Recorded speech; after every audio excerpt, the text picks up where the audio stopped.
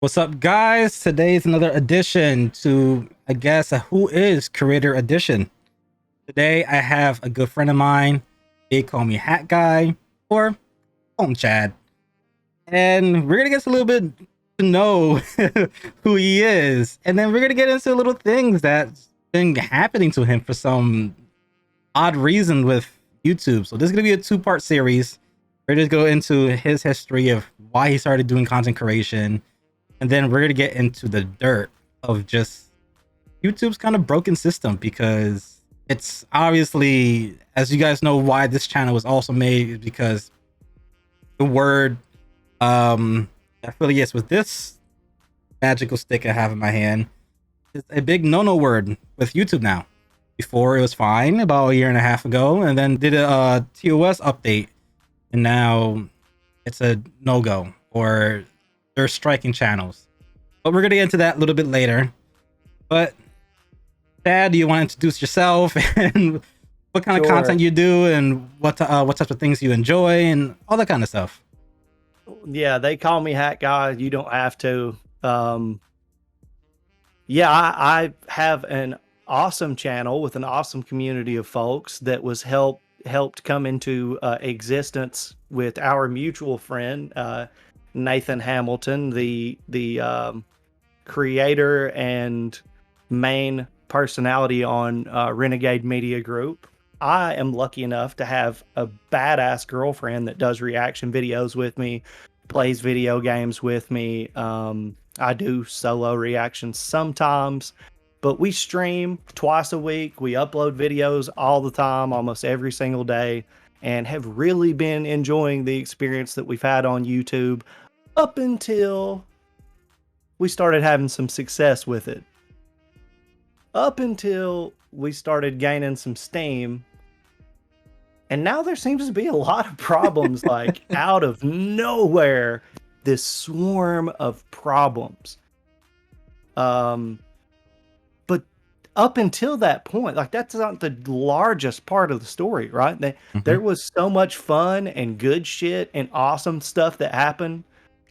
And then this dark cloud has just formed and dominated the entire situation. It's incredibly crazy.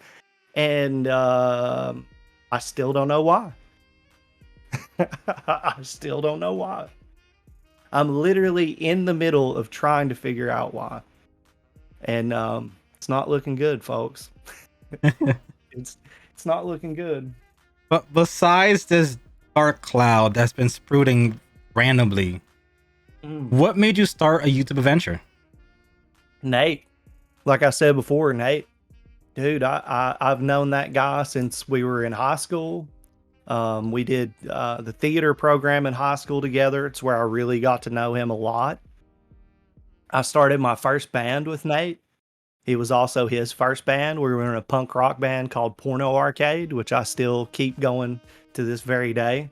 We started that in 2009. We were in another band around 2010, 2011 called Generation Undeclared. I went into the military, and he was working, at a call center for the longest time. And I would be on the phone with Nate for hours at a time, on the weekends and stuff, just talking to him. And he was like, dude, I'm going to be, because he was always trying to be a filmmaker, right? And he was writing these, in high school, dude, professional scripts for movies, right?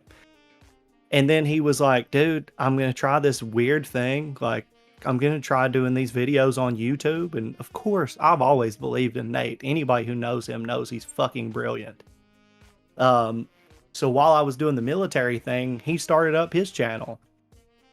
And a few years after I got out of the military, he was like, bro, move over to the area where I live, which isn't too far from our hometown. There's just more opportunity there for jobs, for all kinds of shit. And I've never had shit, dude. I've never been anybody, and I've never had shit. And Nate really gave me an opportunity when he had made his success on YouTube and had this beautiful home. He was like, dude, I've got this entire upstairs that nobody uses. Nothing's going on. You and your girlfriend just use that as like an apartment and rent it out from me, and you'll be in this area. and have a place to get an awesome job and everything. So I did that. And during that time, he was like dealing with some shit with some other people that were on the channel, and his roster was getting slim of people he could do reaction videos with. And so I was like, fuck it, man. Like, seems like a good time to me. So I would just get lit and go record a couple videos with him every once in a while. And I hated my job. I hated my life. I was always frustrated trying to find a way as a creative to just like get my shit out there. And he encouraged me to start my own channel, dude. He helped me raise the money for fucking to get a computer. He helped me get my first rig, like my first, like all of the shit that pretty much I have funded by Nate. Like, and then people will be like, yo, well, what's wrong with you and the Renegades? Like, y'all see you're doing your own channel. Like, what happened? I'm like, my fucking dude sponsored me. That's what happened. Like, he literally taught me everything. And instead of being like, no, you got to stay here with me, you got to only do this or I'm going to be mad, he promotes my shit.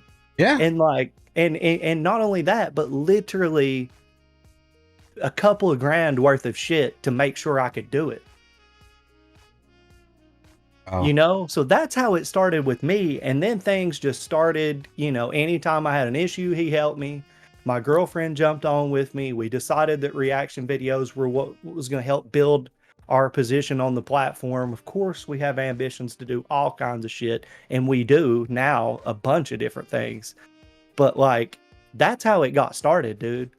Nobody has ever, and I told this to Nate the other day, nobody has ever helped me raise my banner like he has. I have been holding my banner with this hand and helping everybody else over here get their shit where it gets recognized.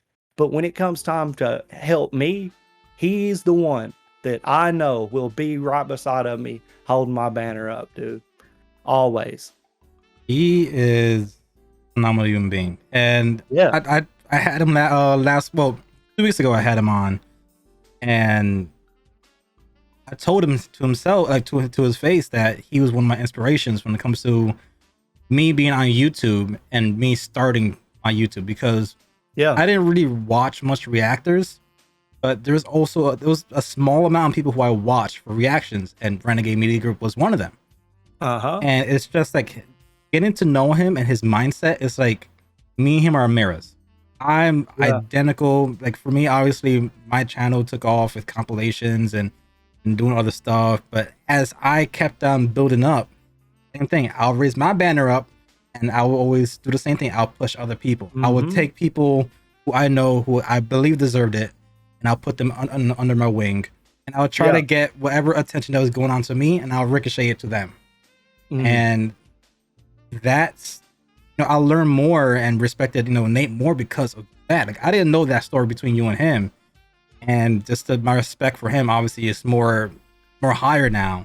Dude, I didn't have a car, and he did a stream to raise money for me to make a down payment on a car. If Nate didn't do that, I wouldn't have a car. Like I come from nothing, dude. I know days of nothing but ramen noodles, and I got to split that shit up to last till tomorrow. Like, I know the struggle, dude, and I have been there and seen people just walk past me that say that they love me. Yeah. This man is not blood related to me, dude. And he has done everything in his power to help me, including putting his fucking neck out there the first time my channel got a strike. And you saw, he flipped the fuck out, you know? I mean, come on, dude. I didn't ask him to do that. I had no idea it was going to happen. But that's the way it goes, man. He is the real deal. Yeah. He's the real deal. It's rare to find people like that. And like I said, I was in the same situation as you. I grew up with nothing. My great-grandmother had 16 kids, and that legacy of 16 kids, not one made it out. Like, being middle class, wealthy, 16 kids. And those 16 kids had, you know, a bundle of kids themselves. And then those bundle of kids, that's my generation. Yeah. I have about like over maybe between 70 to 100 cousins. Yeah. Not one of them has any statue or anything. Everybody still lives under a government cheese. Everybody still, they have to decide either do I pay for rent or do I pay for grocery? And that was my life bringing up as well. It was that kind of ordeal. Like, we have three options: do we pay for light and gas? Do we pay for rent, or do we pay for groceries? And it was always that circle of me growing up. And luckily, yes, the channel did well, and obviously the guys from the Goons, they helped me out a ton. And again, them themselves are amazing human beings. They didn't have to do any of that kind of stuff. They could have easily just like strike down every compilation I did and say, hey, that's our content. No. But when you have a group of people who are like that, it changes your mind, and just you give them a level of like love and respect that you never had. Like, there was times where I was struggling. The soil, though, like, why poison the soil? Like, Nate and I have had this conversation when that comes up, because we talk, like, he's one of my best friends, dude. We talk all the time. So when people start talking shit, he and I talk about that shit. We're like, dude, what do we got to do to get this across to people? Like, we're trying to build an ecosystem out of this shit. We're not trying to just like, I've, as small as my channel is, 23,000 subscribers, I have people say, I found out about the Renegades because of you. And that, to me, is like the plan in action. That's what we've talked about a year and a half ago, that this could happen, that potentially we could help each other. Everything's going to be good because there's growth in fertile soil. You start poisoning the earth and everything dies, dude. That is what is happening right now. That's like what the main bitch is. Like, why are you taking people out who are making everything better for everybody? Yeah. Bringing more people in, bringing more fun and everything. I could see if there was some nefarious shit going on, please get that out of here. But it's not. Yeah, you're literally trying to build I guess you could say, like a kingdom. You're not trying to have your own tower and only it being you. You're building a community with other creators to come on and to pass that message. And that's the main point. Because at the end of the day, yes, we get paid from YouTube, but YouTube takes a cut. They're getting a nice handsome cut. They're getting a nicer cut of it than we are. So it's like, why are you getting mad that this person is doing this, but you're still going to profit from it? So this person is building up, they're building their foundation. They already have a foundation because of this person. Then it's a wild concept. That, like I said, we'll expand more. I foresee a very not good situation in a lot of different places and a lot of different platforms, but a lot of independent creators have kind of asked for it into a certain degree. Because remember, 10 years ago, it's like nobody takes YouTubers seriously. They're making all this money and they're putting out all this quality shit, and nobody takes anybody. Well, guess what? They do now. Yeah. And all of this overreach seems to be making room for them, because that's where they want to be now. And there's not enough room for them and us. So the corporations are going to end up being the ones who can get you on YouTube. You can be on YouTube and you can do what you're trying to do, but under the banner of Pepsi. Brought to you by Pepsi. This is on Pepsi's YouTube channel. They have these shows. Oh, you remember that creator, don't you? He used to have his own thing, but had to quit and relent. But now he's under this banner and it flies. Yep. Yeah.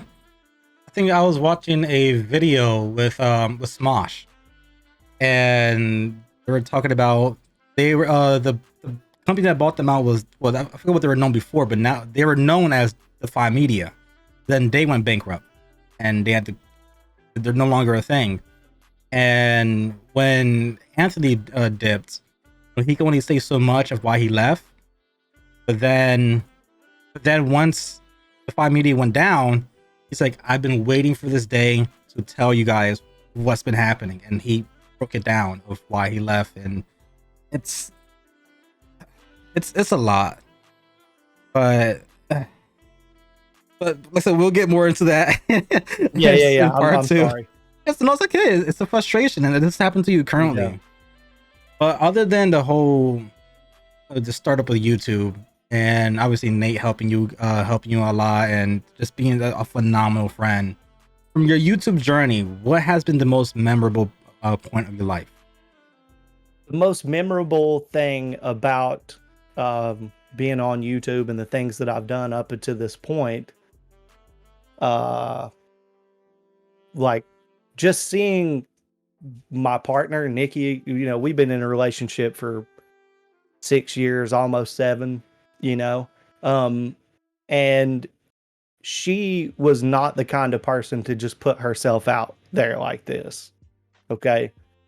But because of the reception that we got and the way that people kind of rallied around the situation, she started feeling more comfortable on camera during live streams, and the stuff that we're doing has gotten into she's the primary editor for the channel. She does all Oh, of the thumbnails.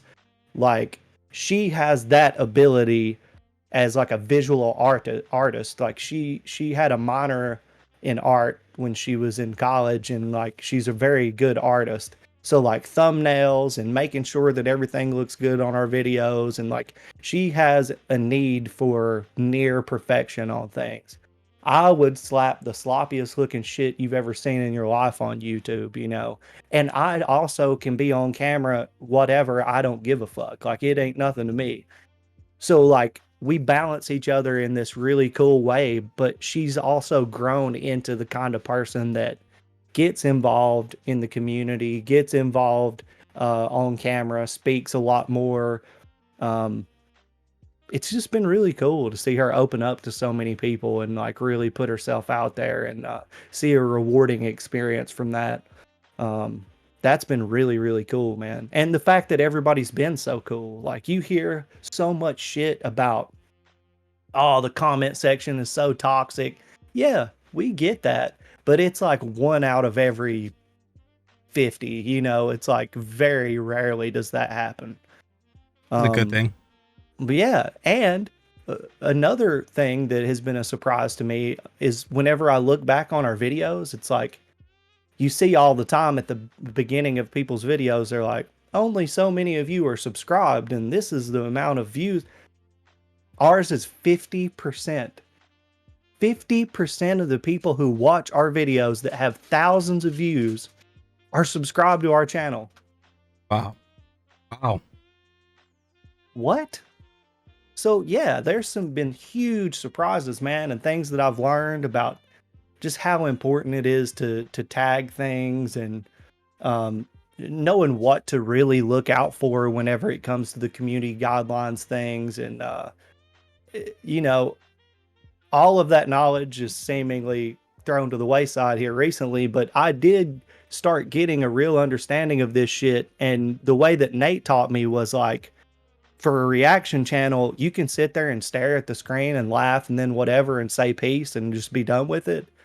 But to really build a community on the platform, get to know people, tell them what you think.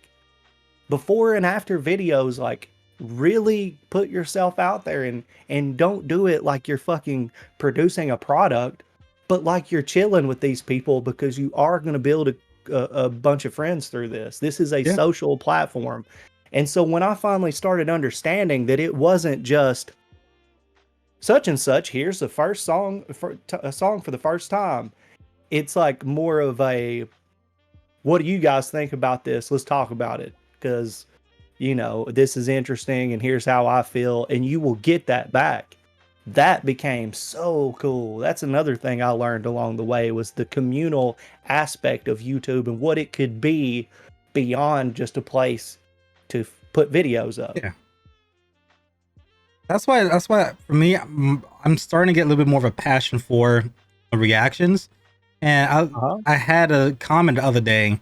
'Cause, my journey started, a few months ago, but I took a little break, and I used to do daily with Nate, but then things just got out of hand with life, and now I'm trying to go back into that process and doing solo review, solo reactions. So I was a little bit rusty, and then the most recent one I uploaded, I was a little bit more free, and I was cracking jokes, and again I was doing the same thing.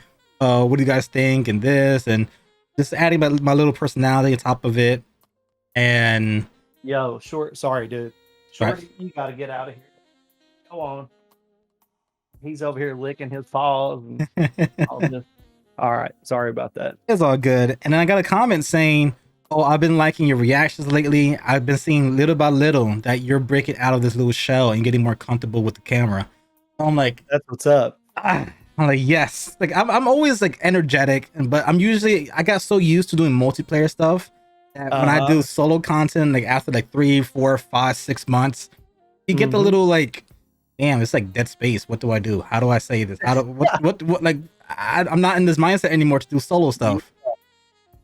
And but that comment really, it mean a lot to me. I'm getting comfortable, and obviously I want to get to the standards of how you and Nate are. Because I also watch your reactions to some things, and it gives me inspiration. I'll watch part of like the addicted one. So I will see like one clip. I'm like, okay, this is funny. Let me stop watching. Let me react to it myself. And it's you guys be careful with that. That's another guy who had to leave the platform. Adik is not uploading to YouTube anymore. I know. I noticed that. Like I know it's the first. What was it? The first 30 episodes were just like completely wiped off the internet. BitChute. Really? They're on BitChute. That's where it is, unfortunately. But you're playing with fire. I wouldn't even touch it. I mean, just as a friend, dude, I wouldn't even touch it. I wish. You don't know why? Because those videos do fucking awesome. Do you know what I'm in the process of doing right now? Downloading all of them and deleting them off of YouTube. Today, all of my meme reactions are getting downloaded, and I have to. If I don't, I could wake up tomorrow and the channel's gone. Yeah, that's what happened with Nem's Rap. Nem's Rap was doing like, I think he's on episode like 370 with Trying Not to Laugh. And I believe he had to delete all 340 of his videos. Yeah. And he only does them once a week. And then after like a week and a half, he deletes it and then puts on his Patreon. I would like, obviously I love doing Trying Not to Laugh, and I created my own Try Not to Laugh. But that's why I stopped, because I started seeing a little turmoil. Why we were supposed to do yours. And it was like a few days after we talked about it, strike. Yep. That's why I stopped. Like I could make 4 of them right now, but I stopped because like I wanted to do these for my creator friends. I want to do these to just make the challenge more fun, and obviously do things that the community could interact with their creators that they watch. Yep. And do like little challenges. The first one was the person laugh, then obviously the chat or the community makes up a challenge that the creator has to do. I wanted a little kind of community thing where the chat has powers to do something to the creators, which makes it interesting. But then that sounds so fun. Yeah, I absolutely love that shit, and it's great. But like, right now, until things get fixed, that is putting a fucking target on your channel. You are literally putting a target on your channel. Anything about memes, anything about Try Not to Laugh, you're putting a bullseye on yourself right now. That's what the last 6 reactions I did, I'm not even touching Try Not to Laugh. And those are very successful too. I would get a decent amount, but again, the same thing. Nate said the same thing. It's like a target, and it's just like, I want I want to do more things for the community and my friends, and get them a little more status. And then my idea was, I would get all people's reactions. Like I have a folder. I think I had like 12 people reacted to the thing I did, and I was gonna take like little highlights and just put down like people who won, people who lost. And I want to do like a little video. Like, everybody will benefit from it. Obviously, all the independent people, they'll get 2 videos done because if they lost, then they have to do another video, which the community passed. Which again, that's bonus views for them. And then I'll do my little compilation of everybody's highlights of when they cracked up, or like I like when Nate did it. The friend that he had there, the female, she was just stone cold. So I want like 2 minutes of just me zooming into her face and just like no reaction. But I can't. Yeah, but can't. That's like, great. All that, which I don't know, man. We are building up to hype up this next part, because this part we're all passionate about, because we're both YouTubers. We have so many people who are part of the communities also have these issues, and it's something that I guess obviously you as viewers, you hear about, but we don't really vent much about. And are And probably sick to death of hearing about it, because I know I'm sick to death of dealing with it. yeah, so this will be a little, I guess, a collab of just hearing our outputs for what I went through and what Chad went through, and people who I know and people who he knows. Before we get into that, one last question. Let's do it. You talked about a band. You talked about music. What got you into the whole music, and what was a porno arcade, right? Yes, that's correct. So what made you start that, and especially that name? And then what inspired you to do music? There were always a few outlets that really worked for me when I was growing up. And like, I know I still have a lot of issues, but like I had a lot of issues in my early adolescence and throughout my teen years and shit. And like the only thing that, cause you know, when we were growing up, the internet wasn't like it is now. And a lot of times like my CD player was the only friend I had, you know, during some really difficult times, because I'm 33 years old. So like back then, you know, I couldn't just text my friend or whatever. Like I had what CDs I had, and that was what I could lean on. So, you know, for me, like Blink 182, of course, their earlier stuff, like the skate punk stuff, and like Eminem, the Marshall Mathers LP, and like, you know, those were two that really got me. Ryan Adams, who got canceled for being a perv, which he was being. That was one that was big for me when I was getting into music. And then Jeff Buckley was another one. But what it was just a way to, it was like therapy. Like music was therapy for me. Like Blink 182 helped me get through times where I felt like really fucking weird and like a fucking loser, you know, and they made all of those struggles like funny. Like they would talk about how they wanted to take a toaster in the bath and then make a fucking dick joke or like a masturbation joke the next line, you know, and it's like, yeah, I feel that way. Oh, that's funny. Like freak out the normies, you know, and just be like a punk skater kid. And I was, you know, running from the police at 11 and 10 years old and getting thrown in cop cars for skating at the post office. And, you know, like that kind of shit I could relate to in a heavy way. And then just all the broken home shit with Eminem, you know, and relating to being a poor white kid that knows the fucking street life and being in the fucking slums, you know, in the middle of the opioid epidemic in southwestern Virginia where I grew up. It was easy to relate to Eminem. And then I actually got into battle rap later on. I won a few championships in college, and then I got into the punk band shortly after that. Nate and I met at a theater show, like there was a play going on, and I saw him and abandoned the person that, you know, I had gone there with, one of my friends that I was hanging out there with, and just Nate and I started talking about forming a band for the first time, and it just went off the fucking Richter, you know, because I had done my little freestyle rap shit, but I had never been into punk music, and that's where a big chunk of my heart was. And he just wanted to fucking play. He didn't give a shit what it was, you know. He wanted to be able to play his goddamn guitar and get out there and do his fucking thing. So, you know, I'm a lyricist. Like I was a rapper, and then I got into this punk shit, and that just, that's what we were doing, man. And we went all over the place, you know, Kentucky, Virginia, Tennessee, and played a bunch. And during that time in like 2008, porno arcade just didn't fly. People were like, now we can play anywhere. I've played downtown in my hometown 10 years later. Like in 2017, we played the main stage at the amphitheater in our hometown. Back in 2008, wasn't fucking nobody booking a band called Porno Arcade, right? That tells you how much shit has changed. I had people tell me over and over, we can't advertise that. Now, that has never happened again. Like, never happened since back in the day. Different time, but yeah. But to me, it kind of sounds backwards because, for example, like for YouTube back in the day, there was a lot more edgier content.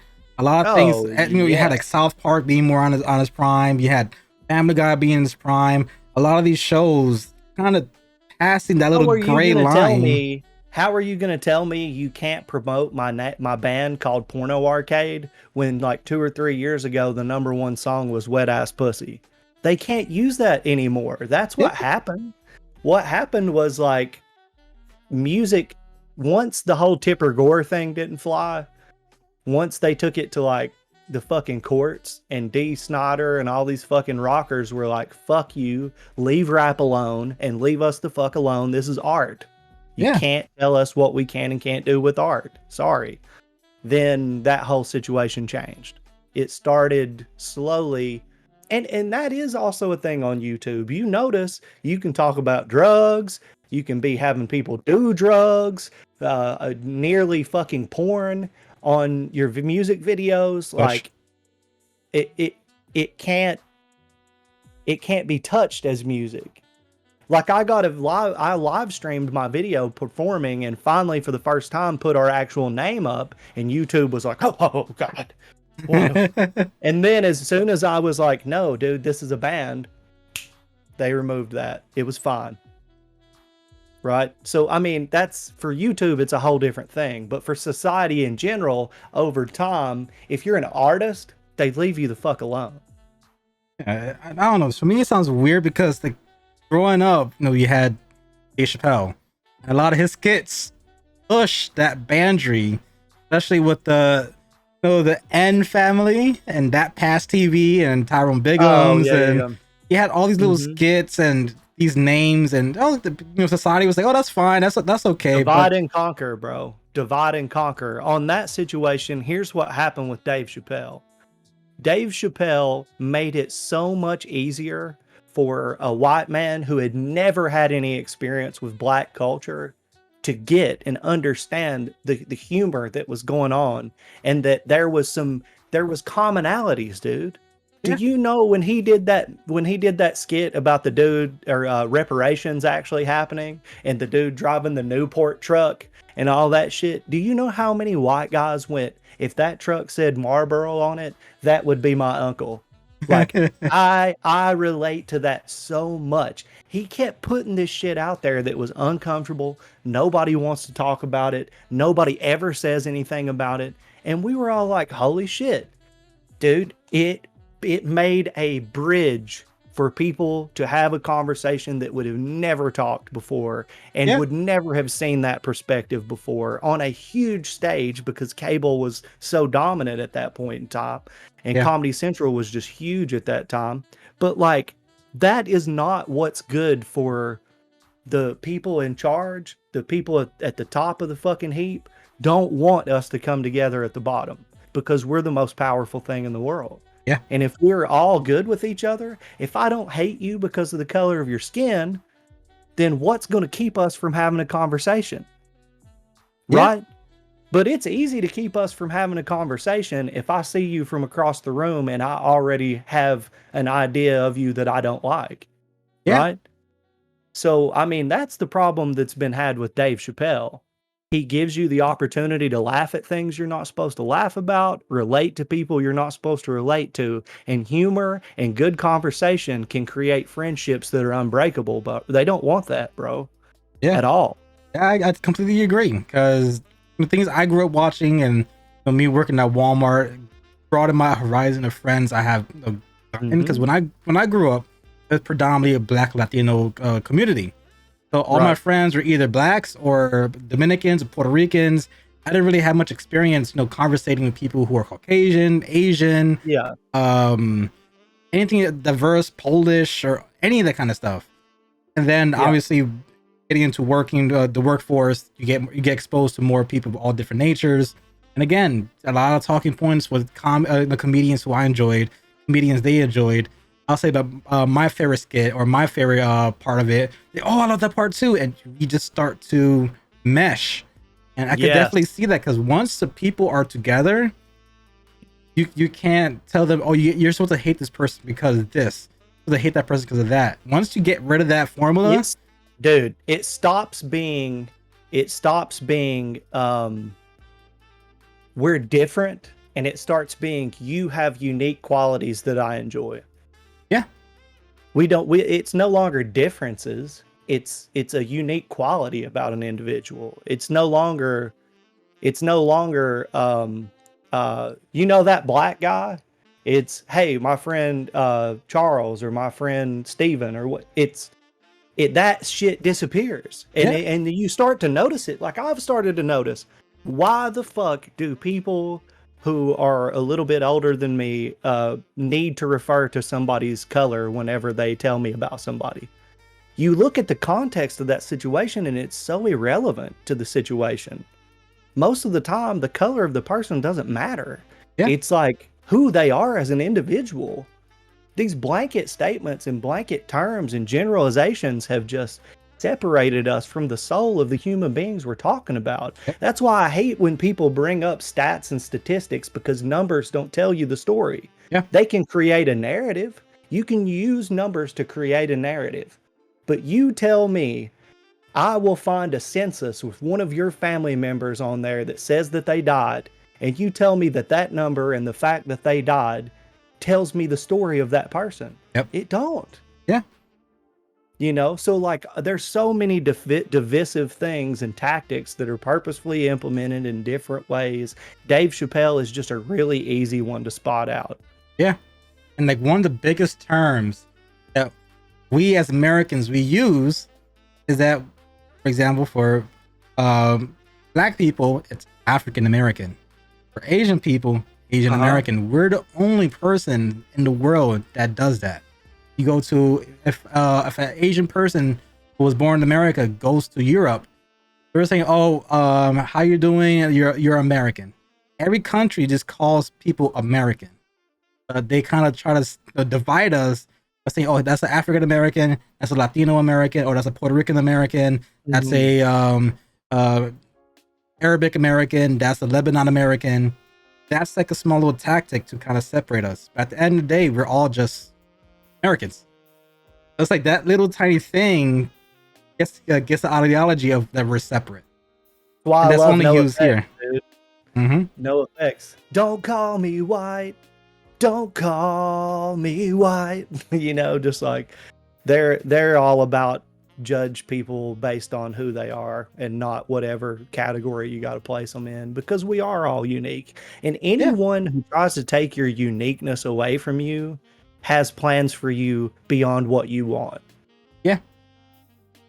So they're not asking you what you want. They're telling you, you are this, you fall under this category, this is what you have to do. That's fucking bullshit. But that's one of the huge things about punk rock and rap music that I thoroughly enjoy, is the fact that you will see people there that you're not supposed to see there, because those two types of expression and those art forms don't really give a fuck about the rules. Yeah. That's why I've always been a big fan of Eminem. Yeah. He pushes that boundary. And even though a lot of people in the quote unquote rap game don't respect him because he's a white guy who raps, he's hip hop legend. Well, the people that matter do. All of the actual legends do, even people that don't like him. Yeah. So, you've got people like, what was it, Lord Jamal or Jamar? I can't remember his name. He came out and said that Eminem was a guest in the House of Hip Hop. And, I mean, we're all guests in the House of Hip Hop. There ain't none of us still alive other than a handful of people that actually built the house. Yeah. So he's right. And it was black men that built the house. Nobody's saying it wasn't. I don't know a single person that would say that hip hop culture is it's black culture. It is. Nobody's going to say that it's not. But that doesn't mean that Eminem is not like a really talented, probably one of the most talented people to ever do it at that level. He can't help who put him on, how they promoted him, and how his records sold. All he can do is show you his battles from the hip hop tournaments that he's been in, the freestyle battles he's been in, the times he's went off the dome for 5-10 minutes at a time and killed it better than anybody. Yeah. I mean, that speaks for itself. If you don't want to go into the commercialism of it, look at what he did before, when he was nobody. And that speaks to Eminem. Yeah. That's the best way to describe it. It's just he went from nothing to a humongous somebody. And The again, to biggest, this day, he's yeah, still humble. You don't yeah. see him flashing and having all the ice and the drip and this. Or talk He about selling crazy drugs or any of that. And that is a huge handicap to him. That shit sells, you know, but he doesn't do it, yeah. you know. And I got a lot of respect for him, but there's, I mean, Big L, Biggie. I mean, we could sit here all day talk about Outkast, the AT Aliens, and just Nas, KRS-One. We Mm-hmm. could talk Idea, Atmosphere. You know, we could Sage Francis, all the rhyme sayers. There's so many people out there that are crazy good, but yeah. So why did you come up with the name Porno Arcade? Porno Arcade came from an experience I had when I was like 18 years old, right before I started the band with Nate. I had an experience where somebody got me hammered, took me to this house party, and as soon as we walked in, there were these girls running around, hammered, and it was just it was like a Sodom and Gomorrah moment where I just saw like the dude that was throwing the party had like a porn video playing on an Xbox arcade, like the first Xbox that ever got Xbox 360 that ever got released. And I was just like, what the fuck is this? And I've always been like a hopeless romantic type dude, right? I've never been like this man ho. I've never, whoever's getting the most is the man type thing. I've been friends with and been around a lot of the guys that are that way. But for me, it was just like, I already had this bitter, like, kind of like, I have all these emotions and I want to feel some real love with a woman and I want to be with somebody and it be like this magical, like, notebook story. And then I got that, dude, and it was like somebody ripped my fucking heart out. And it's like this idea of like what love and sex and all that are supposed to be is just like a fucking carnival game to these people. It's just part of like a party. Like there's no difference between having sex with somebody in a lot of these scenarios and like chugging some beer. It's like just part of that whole thing. It's like American Pie. It's like get Yeah. your nut off and that is it. And for me, it's like it was like a world shattering thing for me, right? I drank myself into a fucking coma that night. Like hurt. Like I know now I have bipolar disorder. Back then, I just thought that the the tragedy of things was just overwhelming for me. And so when I woke up, I knew that was my band name, Porno Arcade. I had seen literal porn being played at a party on an Xbox 360 arcade. And I was just like, that's going to explain all of this, right? All of these songs about good guys lose and, all of the shit that's in, you can look at the lyrics to my music and all of this shit is just about like, it's usually some hopeless romantic shit about how, dick and boner jokes and broken hearts and like fucking, shit like that. Just the same kind of shit Blink 182 was talking about, Taking Back Sunday, Sum 41, like all that shit.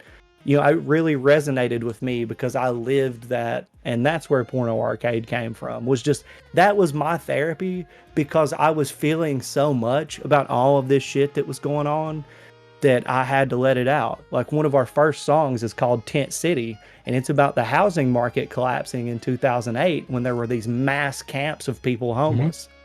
It was just shit like that like for me as an 18, 19-year-old dude was so emotionally overwhelming that I had to have an outlet for it. And that's how that started. Okay. All right. So I guess we could kind of who is they call me a hat guy and get into the juicy part. If you did enjoy this little interview I did on exactly who Chad is, please go to his channel, subscribe to it. Anything that he has branched from it, like his if he has any Twitter, Instagram, all that kind of stuff, anything in his description, please follow that as well.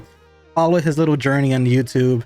Right now, things are getting a little rocky, and we're gonna get into that part now, and we'll see exactly what's going to be happening potentially in that part 2 of what his journey may lead to.